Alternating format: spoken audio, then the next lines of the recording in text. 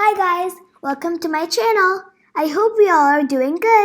We're gonna start a new series called Learn Scratch with Me video series. Do you wanna know what Scratch is? Come on, let's learn together. Every day we communicate with a lot of people, right? How do we communicate? We use words in a structured way.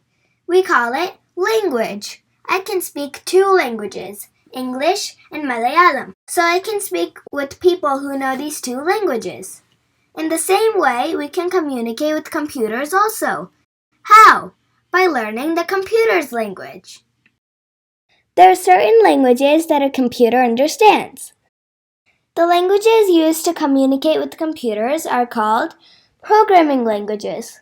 It uses a set of words and symbols to write instructions for a computer. Scratch is one such language. The specialty of Scratch is that it's made just for kids.